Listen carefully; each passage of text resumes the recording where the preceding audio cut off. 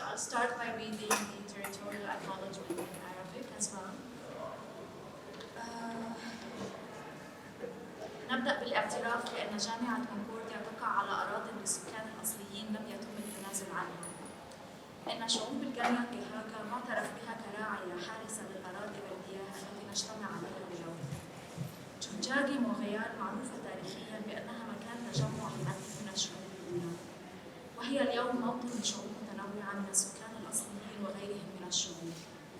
ونحن نحترم الروابط المستمرة بين الماضي والحاضر والمستقبل في علاقاتنا الحالية مع السكان الأصليين والشعوب الأخرى في مجتمع مونريال. هذا البيان تم صياغته بالتعاون مع من قبل مش بالتعاون قيادة توجيهات السكان الأصليين بجامعة كونكورديا اللي هن Indigenous Directions Leadership Group. وبعتقد كثير مهم كلاجئين وكمهاجرين إنه ما ننسى لما عم نحكي عن حقوقنا أو عم ندافع عن حقوقنا عن جد نعترف وندافع كمان عن حقوق السكان الأصليين اللي مستضيفيننا على الأرض اللي ساكنين عليها. So, hello everyone, salut tout le monde. Je m'appelle Haraké et j'agirai comme la modératrice de ce soir. مرحبا، اسمي إيما وحكون عم دير الحوار اليوم. في كتير وجوه بعرفها ووجوه ما بعرفها، فمرحبا بالجميع. Okay. First page off.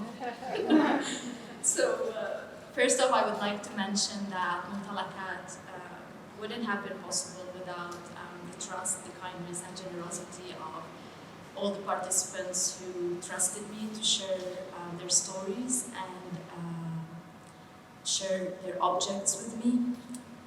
So I would like to thank each and every one of them: Malaka, Maher, Wissam, Dunya, Beatrice, Ambi, Aisha, Farah.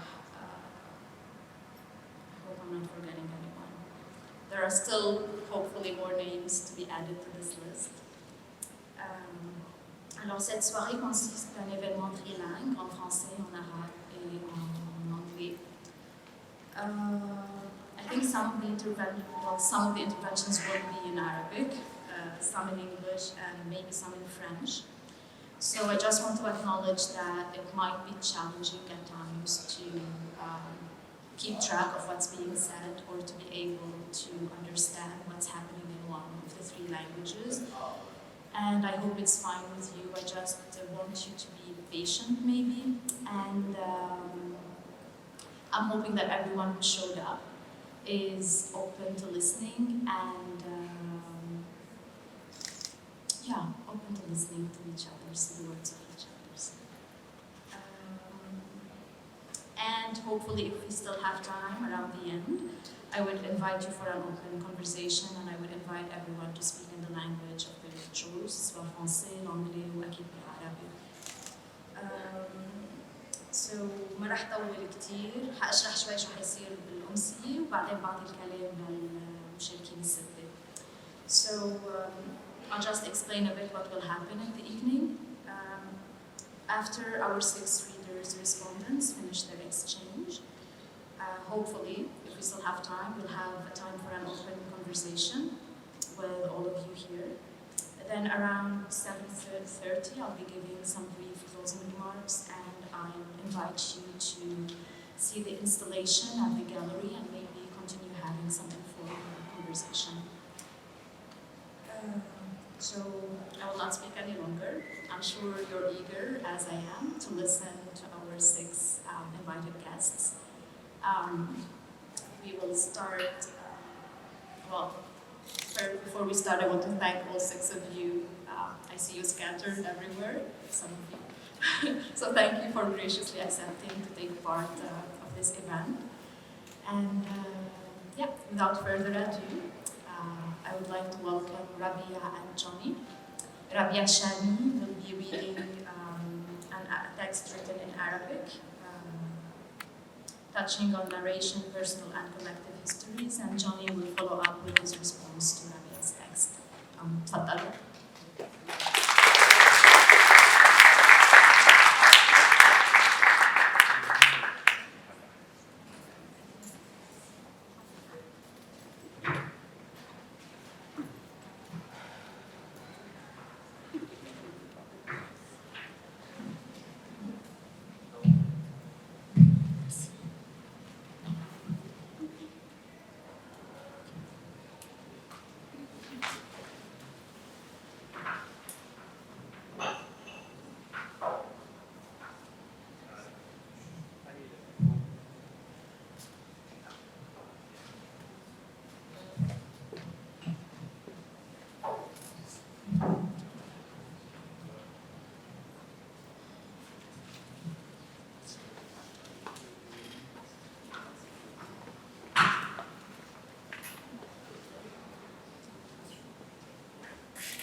مساء الخير.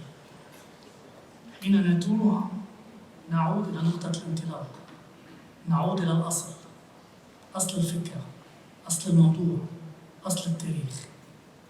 والتاريخ لم ينطلق في الأصل إلا من الروايات الشفهية قبل أن يصادر ويكبل بالشروط العلمية للتوثيق والتدوين، قبل أن يصبح بيد الأقوياء مالكي الوثائق كتبها للتاريخ، أصحاب السلطة الذي لا يعلوها رأي أو وجهة نظر، هم الذين يقال عنهم المنتصرون دائما كتبة التاريخ. تعود إما في معرضها إلى الأصل، إلى الروايات خارج مفهوم السلطة، وإلى ممتلكات شخصية لا قيمة مادية لها، حيث لا سلطة ولا من ينتصرون. ممتلكات تحاول أن تروي أعمارا وتكتب تاريخا لا يخلو من علمية، تعتمد على وثائق ملموسة ويفيض عنها أحيانا الإحساس الذي لا نعرفه ولن نعرفه في التاريخ المدون الرسمي.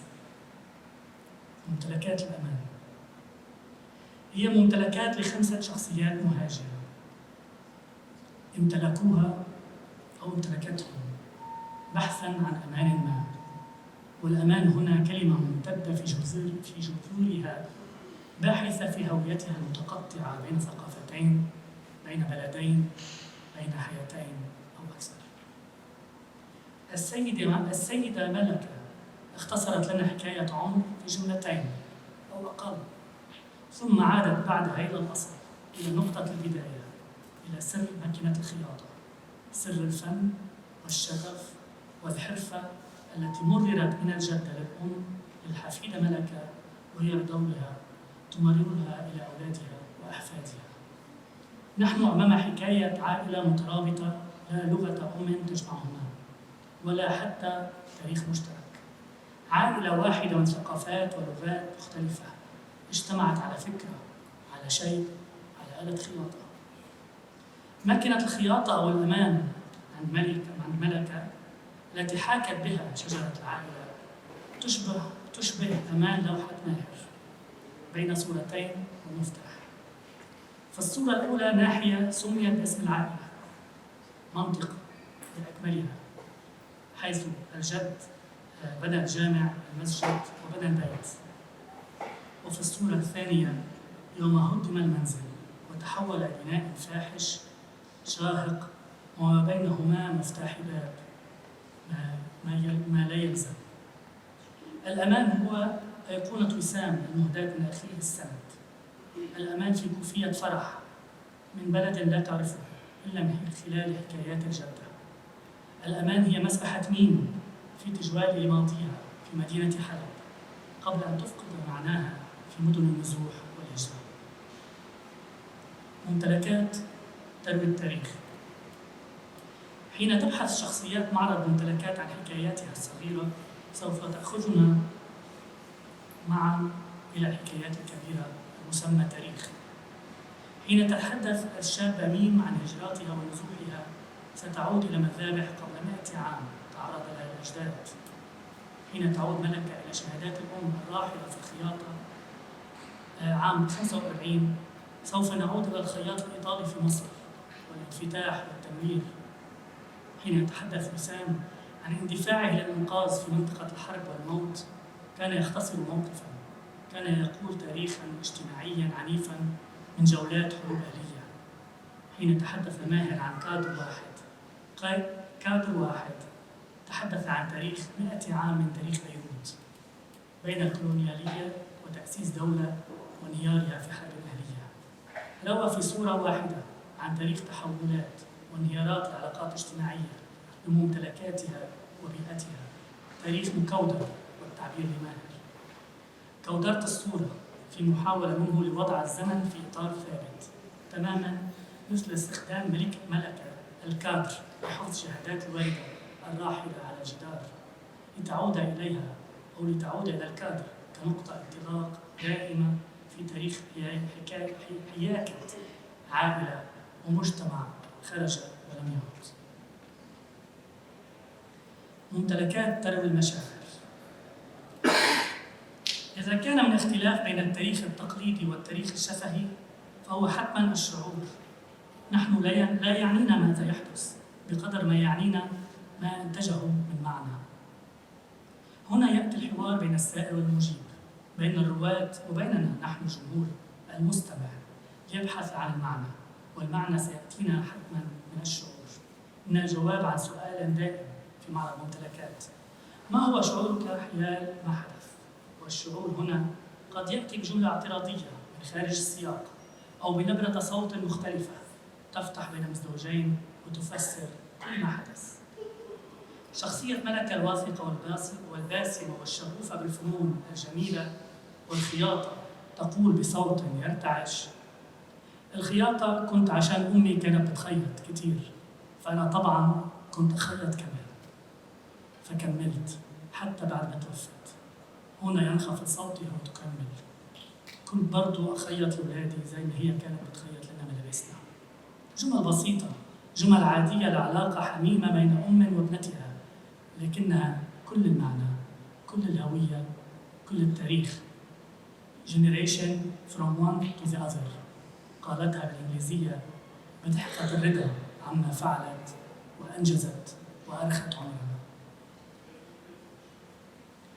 تتشابه الشخصيات وأن أتت من بيئات مختلفة، تتشابه بالهجرة بين حياتين، تتشابه بتثبيت ملكيتها كشواهد لحياتها وهويتها رغم تخلخلها، رغم تشظيها، رغم ذاكرتها المفقودة. يقول ماهر أنه أخذ قرار الهجرة بعدما خسر الكثير من أصدقائه وبعد تعرضه للخطف والموت. ربما كان هو السبب المباشر، وربما كان شعور الاغتراب هذا بحسب رأيي هو أبعد من ذلك بسنوات. ربما كان من يوم تاريخ صورة منزله الذي احتفظ بها وعرف عنها بصوت متقطع وهن عم يفكوا أرميد البيت، أو للأمانة التاريخية الأرميد القديم.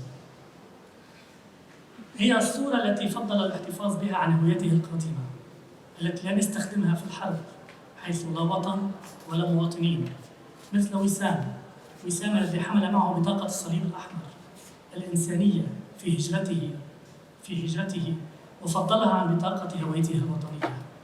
ممتلكات هامشية تحمل قيمة أصحابها خارج المادة والأرقام. يختصرها وسام بمثال أيقونته فيقول: تفقد معناها بالمصاري المحطوطين فيها. والمعنى هنا في وجود الشخصيات، معنى الهوية والتاريخ والذاكرة. ممتلكات متقاطعة. شخصيات معرض ممتلكات تتقاطع بمروياتها مع حكاياتنا، وممتلكاتها العزيزة عليها موجودة بزوايا ذاكرتنا وتاريخنا الشخصي. ماكينة خياطة ملكة هي ماكينة جدتي اليدوية، وكبكول نسيج العائلة. وكوفية فرح هي التي علقتها لسنوات فوق رأس الفتى بأحلام التعبير والتغيير، يعلوها صورة جيفارا وعبارته حتى لا يهبط العالم بثقله على كاهل المسحوقين. اندفاع وسام بعد دوي كل انفجار هو اندفاع صوت زينة وهي تجيب على اطمئنان هاتفي: سمعت، تلبكت، ما عرفت شو بدي أعمل، رحت على المستشفى، برعت بالدم. أغنية ميم على المجازر والإبادة أعادتني لصوت سوسي جارتي، سوسي التي احتجزها القناص بسيارتها مع أطفالها إريكسي وجيرار، فنامت فوقهما ولم تستيقظ. هم عادوا إلينا وأكملنا اللعب سوياً، وهي صارت مثل الأغاني العاتبة أو مثل قصائد غاضبة على الظل العالي: يا الله جربناك، من أعطاك هذا اللغز من سماك، من أعلاك فوق جراحنا ليراك. منزل طفولة ماهر هو منزل طفولة أولادي الذي تخلينا عنه للانتقال إلى منزل آخر قبل أن نهاجر بأيام قليلة. وحين عدنا بعد سنوات وجدنا زوجتي وأنا أننا وضعنا الكتب في أماكنها على الرفوف واللوحات ووضعياتها على الجدران، ووضعنا ألعاب أولادنا في نفس الجوارير. لم ننسى حتى تلك المكسورة منها أو المحطمة التي رفضوا أن يتخلوا عنها بمراحل عمرية سابقة. كنا مثل الشخصية السينمائية في فيلم ستيل أليس التي وزعت الملصقات على يومياتها وعرفت عنها قبل أن يأتي مرض النسيان. كنا كأننا نقول لهما: غداً إن عدتما تذكروا أننا كنا هنا. باختصار يمكن أن نختصر المعرض في جملة واحدة تختصر كل شيء، تختصر الحياة البسيطة لأناس عاديين لكنها تروي تاريخاً. جملة واحدة قالوها بوحاً همساً سراً أو علانية، جملة قالوها أو شعروا بها، قالوها بكل ما أوتيت من قوة. نحن الآن هنا ضد التهميش وضد النسيان.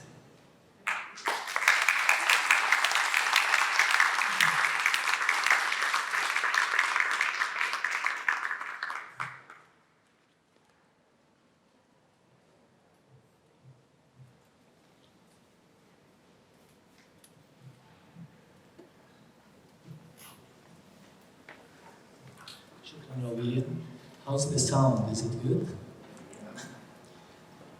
So I wrote this text yesterday evening after I read this lovely text that Rabih shared with you. And I usually write in the Arabic language, but I took it as a challenge to write it in English. This is spoken words. So it goes like this. Those are different histories.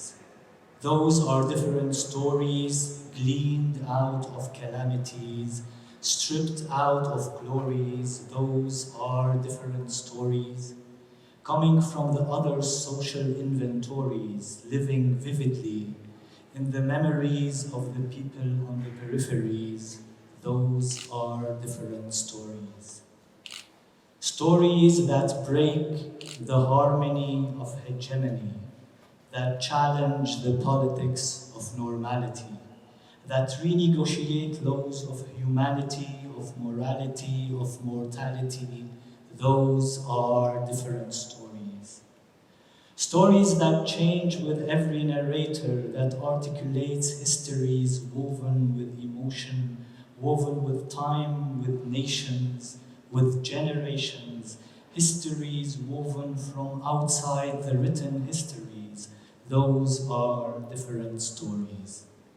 Stories of people searching for safety, searching for identity between cultures, between geographies, of people labeled refugees, labeled immigrants, labeled all kinds of labels, searching for integrity, each fighting their small and big battles, each worried about their sanity. Those are different stories of Mumtalakat, brought with us from home when home stopped being home. Brought with us to the here and now, to another place that is far from home yet, holding the aspiration of becoming home. Those little Mumtalakat that lived our journeys end up voicing our testimonies, narrating struggles and atrocities, joining company with other new Mumtalakats we got from the here, from the new estranged cities, from an ensemble of old, forming an ensemble of old and new Mumtalakats, all occupying the same space we live in, all occupying the space that live in us, renegotiating our ever-changing identities. Those little Mumtalakats become more and more. They become witnesses. They become custodians of personal and cultural told and untold histories passing through generations across centuries. They become witnesses of the ruptures and continuities, of rituals and languages of our own communities overseas. They become witnesses of the transformations of our identities. Those little Mumtalakats become home.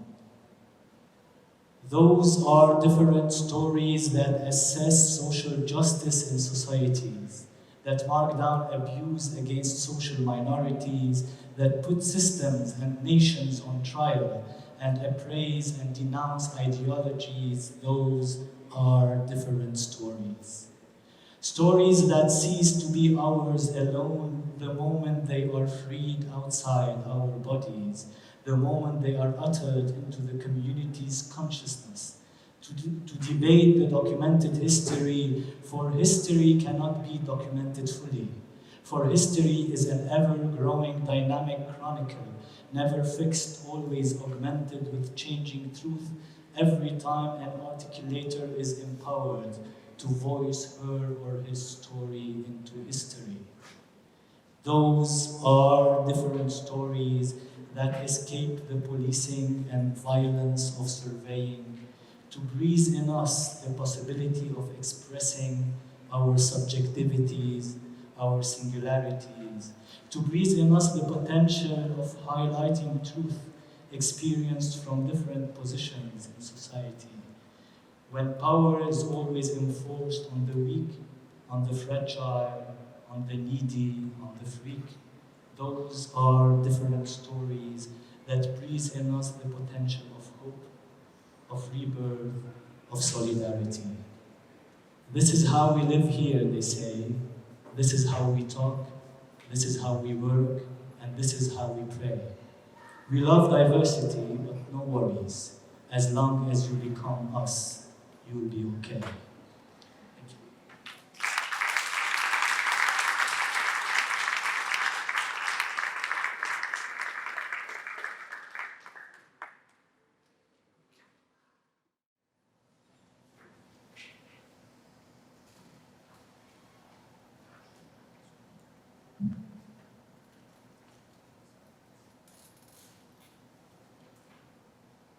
Home. No one leaves home unless home is the mouth of shark. You only run for the border when you see the whole city running as well. Your neighbors running faster than you. Breathe bloody in their throat. The boy you went to school with who kissed you dizzy behind the old tin factory is holding a gun bigger than his body. You only leave home when home wanted you to stay. No one leaves home unless home chases you. Fire under feet, blood, hot blood in your belly. It's not something you ever thought of doing until the blade brought a thread into your neck. And even then you carried the anthem under your breath, only tearing up your passport in an airport toilet, sobbing as each mouthful of pepper made it clear that you wouldn't be going back. You have to understand that no one puts their children in boat unless the water is safer than the land. No one burns their lambs under trains, peanut carriages. No one spends day and night in the stomach of truck, feeding on a newspaper, unless the miles of travel means something more than journey. No one wants to be beaten or beaten. No one chooses refugees camp or strip searches where your bodies is left in prison, because a prison is safer than your city of fire, and the prison guard in the night is better than truckload of men who looks like your father. No one could take, no one could stomach it, no one's skin would be tough enough. Go home, blacks, refugees, dirty immigrants, asylum seekers, sucking our country, niggers with their hand out. They smelled strange, savage, mess up their country, and now they want to mess up ours. How the words, the dirty looks roll off your backs. Maybe because the blow is softer than a lamp turn off, or the words are more tender than 14 men between your legs, or the insults are easier to swallow than rubble, than bone, than your child body in pieces. I want to go home, but home. I want to go home, but home is the mouth of a shark. Home is the barrel of the gun, and no one would leave home unless home chased you to the shore, unless home told you to quicken your legs. Leave your clothes behind through oceans. Be hunger, big, forget pride. Your survivor is the more important. No one leaves home until home is the sweet voice in your ear, saying, leave, leave, run away from me now. I don't know, I've become, but I know that everywhere and anywhere is safer than here. Thank you.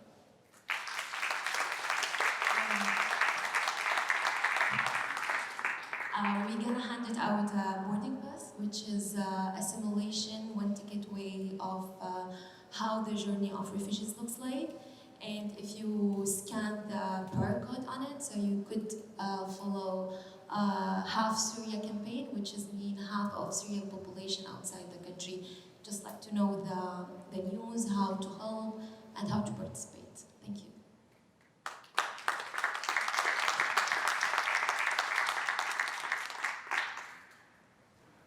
Hello everyone. As a response to this beautiful boy, I'm gonna tell you a different story about a different home.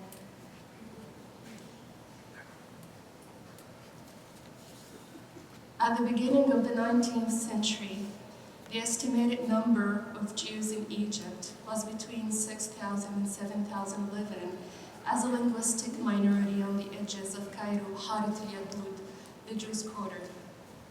By the year 1948, the number of Egyptian Jews escalated to 80,000 out of 200,000 members of foreign communities that shaped Egypt's cosmopolitan cultural identity. At least a quarter of the Jewish population held Greek, French, British, Italian citizenships, while the rest were domestic Egyptian citizens. From 1948, Egyptian-Israeli political conflict escalated in a series of wars. During the Suez Canal War in 1956, Egyptian Jews lived a hazardous position where their loyalty to Egypt were at stake. The political and cultural tension against Egyptian Jews was increased during the 1967 and 1968 wars. Egyptian Jews were portrayed as enemies of the state through media that directed communal consciousness. As a result, the Egyptian authorities led a major wave of forced exodus, and over 80,000 of Egyptian Jews were forced to flee Egypt with no return, drawing a sad end of Egypt's cultural and ethnic diversity. After the forced exodus from Egypt, Mireille Galante and Maurice Elia with their families were obliged to relocate in different parts of the world before they settled in Canada as a permanent homeland. 5 decades after fleeing Egypt, I met Maurice and Mireille to listen to them narrating their personal histories with diaspora, immigration, personal and historical identities. As a Canadian immigrant with Egyptian roots, it was important for me to meet Maurice and Mireille and learn about their experience that represents segments of the other side of the historical narrative that my generation were taught in Egyptian schools. Diaspora is identified as a lived experience that emerges from wars and the promotion of contradicting political ideologies, yet it also has significant contributions to establishing peace amongst individuals who suffered through wars and political tensions.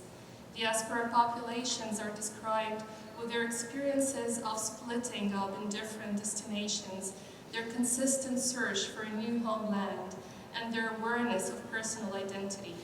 Mireille and Maurice's memories of living in Egypt describe different moods of diaspora, recalling memories of places and geographies of the homeland, with a consistent desire to return, alienation in the new country, and the continuation of supporting homeland. Here is some parts of Mireille's story. The uprooting began before the actual departure. It didn't happen suddenly. It began slowly, when other people were leaving and everyone was asking us, when are you going to leave? We used to call the departure départ définitif, so we had time to know that separation without country was made gradually. It wasn't abrupt, except for some people. Many Jews were forced to leave. We weren't, but it wasn't inevitable that we had to leave. We knew we had to leave, but we didn't know where.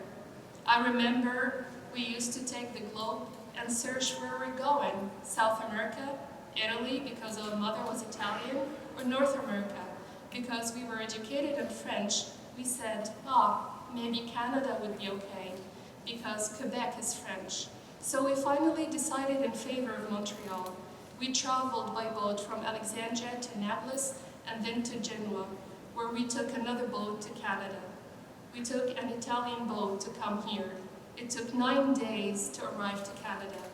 Now that I'm talking about it, I feel sympathy with today's refugees who are leaving everything behind. Of course, we were lucky. I mean, when I compare myself to the refugees, but the split was hard. We had to sell our furniture because we needed the money to buy tickets. So gradually, we had less and less. My grandmother felt torn because she was leaving much more than us. She was leaving her family who died in Egypt. She was looking back when the boat was leaving Alexandria towards Europe. She lived there for 70 years and lived in Montreal until she was 100 years old. She was born in 1889, so I think she felt the trauma and the separation, but she said, I'm with my family. When my mother died, that was in 1992, I immediately felt that I had to go back to Egypt to compensate for my loss. It was my birth country, so there was a relationship between my mother, who I lost, and the city I was born in. So it was like going back to my mother in Alexandria. I decided to go back. I felt that going back to Alexandria, I could feel my family and remember the life that I had. I went back with my son, who was 9 years old, and my sister. When we arrived to Cairo, we took a taxi to Alexandria. And of course, I went to see my house. 3 times I went to visit, and they were beautiful. I was reconnected to the point that all my life, from the moment I left to the moment I went back, just disappeared, like nothing. It became very short. It just condensed. Yeah, strangely. Maurice says, I was born in Alexandria the 25th of October 1944, which was once changed when I moved to Lebanon, and they made a mistake in my passport, and they put December instead of October, as the months are set differently between Egypt and Lebanon. My mother was an Egyptian Jew, but my father was a Lebanese man. He was born in Beirut in 1907, and he used to travel to Alexandria to visit his uncle. When he was 18, he stayed in Egypt for good, and this is where and how he met my mother. We fled Egypt in 1957. The Suez Canal War was in 1956. It was like this because the French and the English invaded Egypt and Israel was with them. So 3 countries, and at that time, nationalization was in its own full bloom, and the Germans were already very close. My mother used to say, we are the only Jewish family who left our country to live in another Arab country. How come a smart man would do that? We had nothing when we arrived to Lebanon. We were allowed 20 Egyptian pounds, each one of us, when we are fleeing Egypt. The same thing happened in Lebanon in 1967. I arrived to Lebanon when I was 12, and I left at 22. I was hired at Radio Liban, where I used to give film reviews twice a week. But someone said to me, look, you're Jewish. At the radio, we have to change your name. So they called me Terry. People were reluctant to hire Jewish people. Even the director at the magazine said to me, we like what you write, and we take you for what you do and for who you are as a person. I will never put you out of the magazine, but if you want to go on your own. He made a party for me when I left. Every time people ask me, where are you from? I don't know exactly how to answer. On the day I took the Canadian citizenship exam, the judge said to me, you came 5 years ago? Where did you come from? I said, I came from Lebanon. He said, oh, I see here on the paper, Alexandria, Egypt. Why are you telling me Lebanon? I said, well, I was born there, but you're asking me where I came from, and I came from Lebanon. So he said, what is the international rank of Canada in the production of copper? I said, I don't know. So he said, well, you're going to come back to me in 3 months. Incredible. And I think that it was that little scribble between where you were born and where you're coming from. I went back to Egypt when my parents died. I wanted to know the way they were living, and I did some research about their life. Egypt was in my mind when I buried them. I wrote a book based on information my parents and their friends told me. They had just died, so it was like owing them a tribute. The book was dedicated to them. In the beginning, you will see Polydite and Paul Michel. That's their names.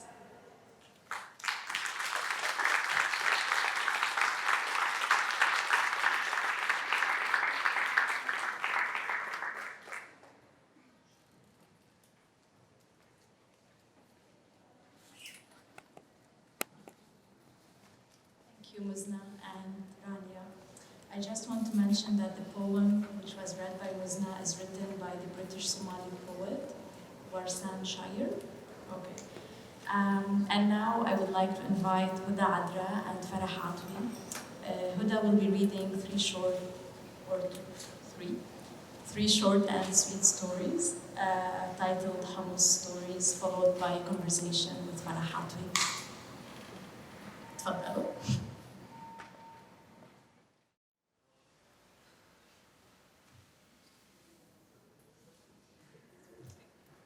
Thanks for having us, everyone. I'm going to start stories. First story. I'm afraid of telling a story that is too intense. It's okay, start with hummus. My country is so tiny that when I try to point it out on a map, my finger hides the whole country. Even the word Lebanon is bigger than the country. Even hummus is bigger than Lebanon. I've been in Montreal for 17 years, and I witnessed all the hype around hummus, and I was like, shit, as usual, we missed our chance to appropriate our own culture, and now there's this industrial hummus in the market, and it's not even made by us, and they put mayo. And sometimes they put beetroot and spinach and caramelized onions? Are you serious? But 2015 was the year that changed the landscape of my fridge. Finally, the best hummus in Montreal hit the stores, and it was made by a woman in Palestine, from Palestine. I found her email address on the box, and I wrote her. The subject was, best hummus ever. The email said, finally, true hummus in Montreal. I've been waiting for it for 12 years now. Thank you, you make my day every day. The next day she writes back, thank you, Hoda, it is very nice of you. There is nothing as rewarding as a person appreciating my art. I am glad you enjoy my hummus, take care. The day after, I get another email from her saying, hello, Hoda, thank you for your opinion. It means the world to me whether it would be a positive or negative comment. I take great pride in the process to create my products. I am so elated that our product has a great effect in your daily life. It gives me more meaning to my life, and it encourages me to continue to provide happiness to you and many others who will discover my products. We also have a great line of products that will hopefully meet your standards. Our garlic sauce is the best in Montreal. So I quickly wrote back, dear Mrs. Samira, thank you for writing me. Your hummus tastes exactly the way my grandmother used to make it. I also love garlic sauce, so I'm eager to find yours. So far, I have only been able to find the hummus on Moukhayar, but not the garlic sauce. I loved reading your family story. This is what made me want to say thanks. Wishing you a lovely day, and bless your family and your kitchen. She wrote back again, changing the subject from best hummus ever to best Hoda ever. Hello again, Hoda. This is so sweet to know that my hummus is nostalgic to your life. I hope your grandmother plays a special place in your heart.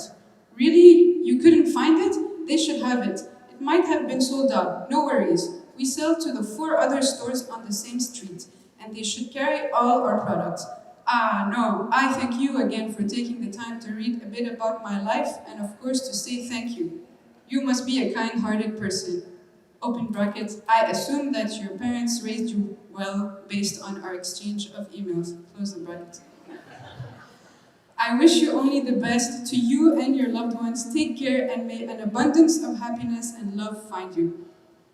2 years passed until something started going wrong. It made me panic, and so I knew I had to write her again. Dear Mrs. Samira, I hope you are well since we last wrote.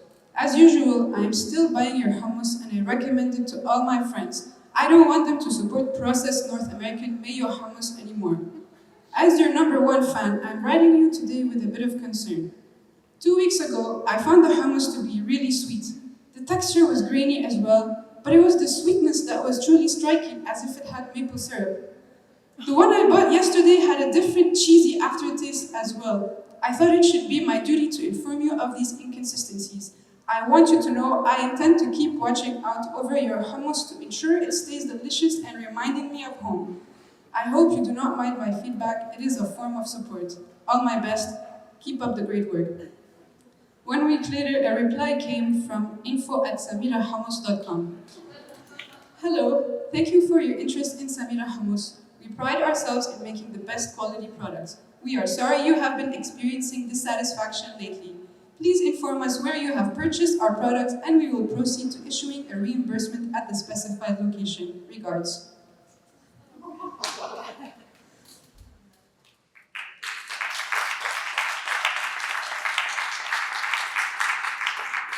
Second story. Poetry and a red clarinet saved my life. I started writing when I was 6. My parents had immigrated from Lebanon during the Civil War to find work in Saudi Arabia. I remember asking too many questions, so many that my dad nicknamed me Hoda Kalashnikov al-As'ile. Hoda, the Kalashnikov of questions. I was an existentialist at heart. I remember contemplating a watermelon one day and I started myself with the thought that someone else looking at it might not be experiencing the exact same watermelon that I was. I would ask my mom, do you see this watermelon the same way I see it? Is it pink to you? What if pink to you is not the same as pink to me? Growing up, my questions would become more difficult. Mama, why do you have to go places you don't like to go and see people you don't like to see? She'd answer, because when we live in a society, we have to make an effort to belong to it. We have to show up, otherwise we stay in the margins. I didn't really understand the society I was growing up in. I lived in a city built in the middle of the desert. As a girl, I had to cover myself with the black abaya at the age of 11, making me aware that men were already looking at me differently. I was learning that I did not want to become a woman. I just wanted to grow up and leave and do the things you're not allowed to do over there, like walk on the sidewalk holding an ice cream in one hand and a boy's hand in the other. My first female idol was Celine Dion. I thought, wow, a woman singing with her full voice. Then I got into Mariah Carey, Whitney Houston, and TLC. The one thing I had no idea about was their sex appeal. It's because their photos on the albums were photoshopped before entering the country. The one where Mariah Carey was wearing hot pants, I always thought she was wearing a bodysuit. The city I lived in was near the Red Sea, and I would see a lot of male divers dressed in bodysuits. So I just assumed that's what cool people wore when they weren't wearing abayas. Until the black marks started appearing. The new Celine Dion album, Let's Talk About Love, where you would have normally seen her bare shoulders, when I bought it, it had black marker all over it. Soon enough, every time my mom asked for someone to bring her a magazine from Lebanon, like one of those Elle magazines, the censorship bureau at the airport would marker out all the pages with women on them. The craziest thing I saw was in my dictionary. There were those famous nude paintings. They were super tiny, smaller than my thumb. And even they were all marked out by hand, one by one. That's when I started realizing I was trapped inside the body of a woman. It was inconvenient, and my best friend who was a boy had more rights than me. It got me so frustrated that when I teased my sister, I stopped convincing her to eat red ants, and instead I started holding a pretend black marker in my hand. And every time she annoyed me, I would look at her and sing, I am markering all over your face. One day, my best friend invited me to his 11th birthday. It was going to be an outing at the bowling alley. I was the only girl invited. In the car, his mom was taking us with her driver because women are not allowed to drive. She realized a bit too late that only boys were allowed to play bowling. She looked at me and said, "Well, you're already kind of dressed like a boy." I wanted to wear my favorite clothes at my best friend's birthday. They were baggy pants and an extra large guy's shirt that said brainless. So she gave me a basketball cap and said, "Here, hide your hair." We got to the bowling alley and they didn't dare ask me what I was. I considered myself the pioneer of androgynous in the Arab world.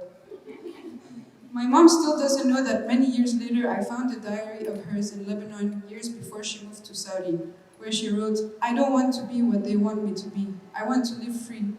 So I dedicate this story to the women who still show up, even when their outer constraints don't match their inner beauty, intelligence, and love for life.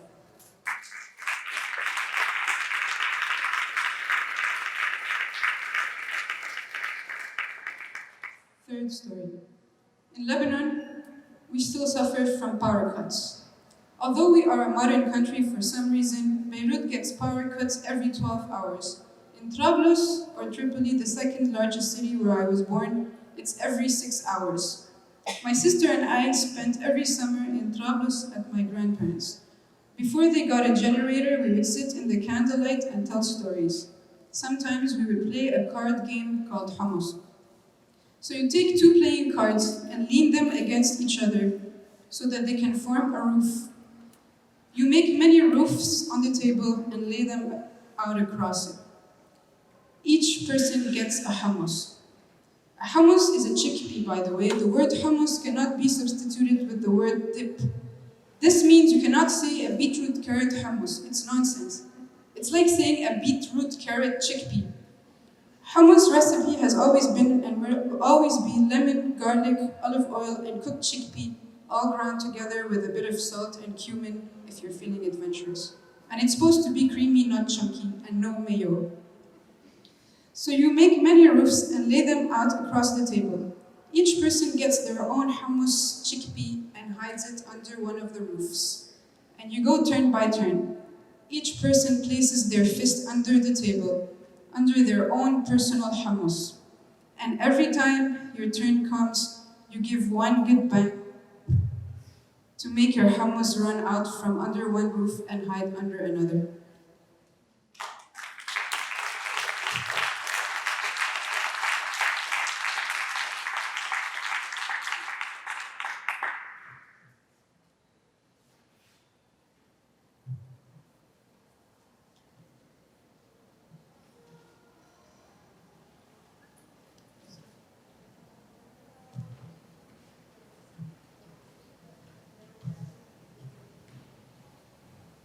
Is this okay?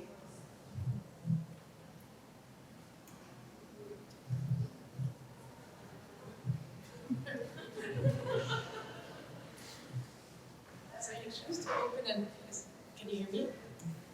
So you choose to open and close your reading tonight with hummus, a seemingly mundane object of reflection, but which is, as you say, not only bigger than Lebanon, but also in reality is a site of nationalistic dispute between Arab nations that claim it as their dish. It's also an object of cultural theft by Israel, who has been trying to brand hummus globally as a national Israeli snack. It is also a lucrative product in Europe and North America, where, as you point out in your text, a range of absurd versions of hummus have been deployed into markets to enthusiastic consumers, and of which chocolate raspberry dessert hummus is the latest iteration. But most importantly, hummus is a dish that triggers our memories, that reminds us of and takes us back to home.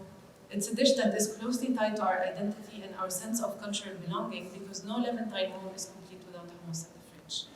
And it's a dish that connects us to other Arabs by bringing us together around a plate of hummus, or by engaging us in heated and endless discussions or even disputes about which hummus is the best and where to find it.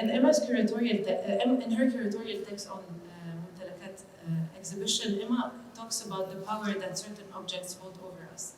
And she says, and I quote, that these objects invite a reflection on their ability to hold multiple meanings and to perform personal and cultural functions. They engage various understandings, It engages various understandings of objects as conceptual entities that carry effective memories of the migration experience. So your first text frames hummus as a personal object while also embedding it in its larger cultural context. Hummus, you say, is a gentle entry point into an intense story. So I was wondering if you could say perhaps a few words about how hummus provides an opening into a reflection on the meaning of home, identity, and belonging.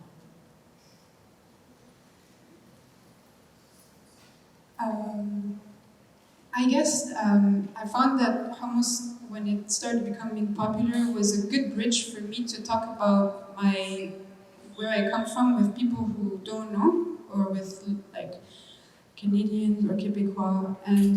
But then when they started telling me how to make hummus, that's what made me want to talk more about hummus, because then they were telling me that they put parsley in the blender, and like then I wanted to tell them how to make it with the right like ingredients, and so I think it's a good territory to create. I guess it's like it can be a common letter. It can be a letter from a new alphabet to create a bridge to talk about how we could connect with each other in a very summarized way, I guess. Is there any other objects that you are objects that you are Atoui that you took with you in your journey from Lebanon to Saudi Arabia and to Montreal that you feel like holds a certain power over you or is connected to your like sense of identity or? I think at this point my sense of identity is like the secure sense of identity that makes me feel good is connected to childhood, because that's something that I don't have to fight over or explain to people, like if I belong to it or not. So I would say it's my teddy bear in the form of an elephant.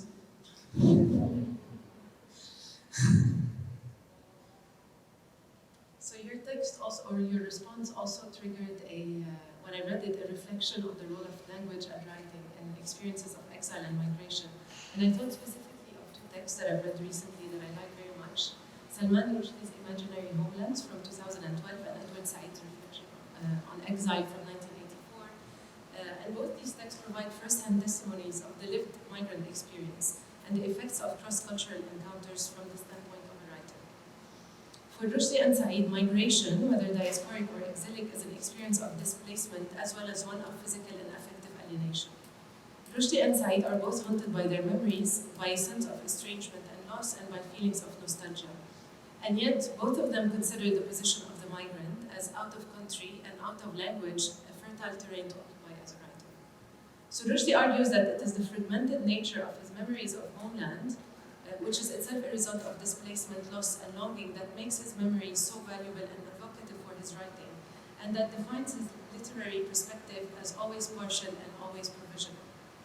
He further argues that the experience of migration grants the migrant writer access to a second culture other than his own. So it enables the writer to identify with and draw on the political history and culture of migration, displacement, and minority groups. As for Said, he asserts that his exilic experience affords a detachment and independence which are essential to his position as a writer and as a historian. So basically, he says that his out-of-placeness allows him to transcend national affiliations to understand human experiences in all its diversities and particularities, and to critically question the normative conceptions of home and language and identity. So for Rushdie and Said, the experience of migration grants them a plurality of perspectives and identities that enrich their awareness and writing, and that beget an originality of vision. In migration, like in translation, something gets lost, but something can also be gained.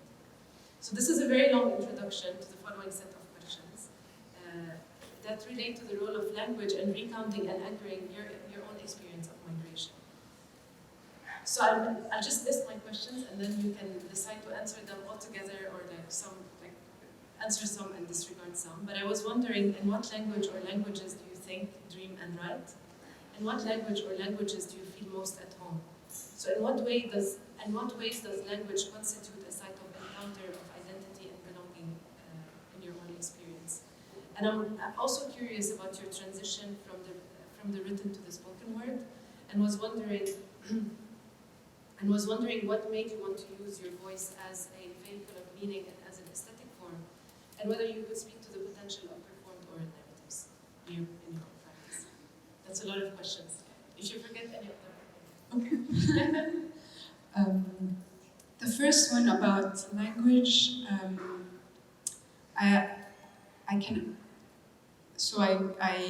I grew up with Arabic at home and French through going to French school, and then English came with cartoons when I was 6. I was watching a lot of cartoons, but I could only find that I connected to the language of images because where I was growing up in Saudi Arabia, I wasn't really afforded images. Like the image of women was erased, and then I had to hide my own self. So through books, I think I erased the words, and I started seeing images that would come out from stories.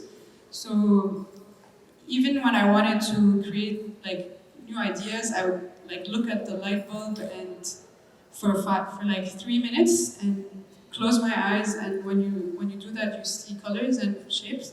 So I really think that images came before words for me, and then to translate them into words, I thought it felt like a playground because my body couldn't really go outside and play. So I treated words as like a kind of gymnastics, and in French I play a lot with words. In English I just say my thoughts the way I speak, but in French I use words like clay, and I jump between them like those walls that you can climb on with colors and you can jump. So I like to invent things with language, and then the way it came with voice was with spoken word. Anytime I tried to tell those stories to people, they would literally run away from me. Like I would tell them, oh, I grew up in a place where there's a religious police that comes with canes and runs, but I would say it in a very funny way. I would say, oh yeah, we were in the mall, and then this guy with a big beard came and was running behind us. And for me, it was kind of funny what happened, but to them here, they couldn't conceive of it was too intense for them. So then when I found spoken word, I found slam poetry, and it was a good deal. You could say anything you want in 3 minutes, and like you can just slam everything and condense it into poems. And so I think it was a good packaging way to tell stories in a non-threatening way in a space where speech is already open for people and are ready to listen. So then from there, I realized that women anyways are silenced in the Arab world, and that there will never be too many women using their voices, and so I just did more of it, and it actually helped me come out of my shell. So yeah. Thanks.